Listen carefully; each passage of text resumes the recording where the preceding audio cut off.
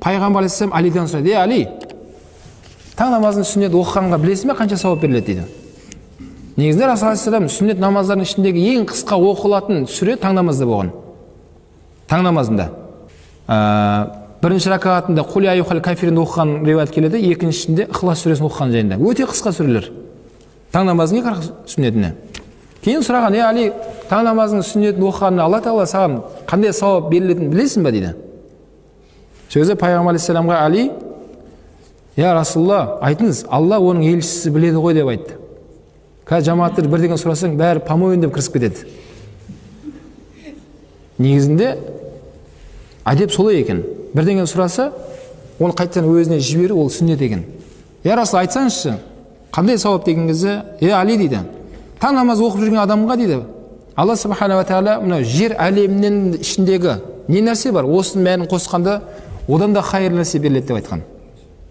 Жер әлемі оның ішіндегі бүткіл байлығымызбен қосып, сол бір адамға берілсе қандай жағдайда болады? Ол емес, одан да хайырлы нәрсе берілетінін айтқан. Қай намаздың құрметіне? Таң намазының сүннеті ол. Кейде біреуміз мән берсе, кейде мән берілмейміз. Ал таң намазының парызы ше, ол айтылмаған. Парыздың сауаптары жасылып қойған екен бауырлар. Ол қияметте иншалла Алланың алдына барған кезде иншалла көретін боламыз. Бұл жерде сүннеттер ғана айтылып жатыр.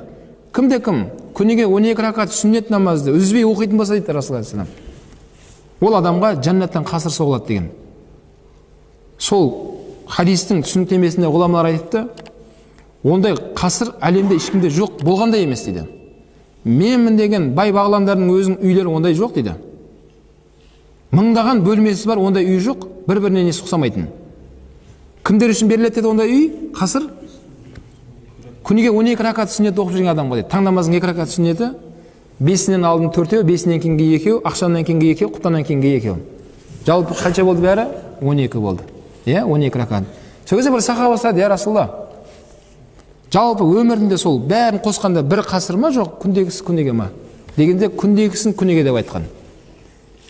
Қазір менмін деген байдың өзі 2 бөлмелі деп айтпай ақ қояйын. Күніге 1 бөлмелі квартира сатып алуға ақша жетпей қалады. Номер 1 миллиардердің өзін қазір пәленше деп айтсаңыздар, бірақ күніге шарт қою керек оған. Күніге 1 бөлмелі квартира сатып аласың.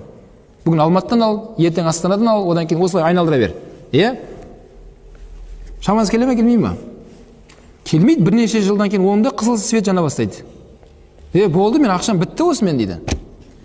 Бірақ ол 1 бөлмелі квартира емес ол. 12 ракат сүннет оқып жатқанға Алла Тағала не соғатынын айтты Расул алейхиссалам. Қасыр деп айтты. Қасыр деген ол біздің көзіміз көрмеген, құлағымыз естімеген, ойымызға күлмеген қасыр ол бауырлар. Қасыр деген орысша дворец екен. Өте үлкен дворец. Қай намазымыз үшін ол бәрі? 12 ракат сүннет.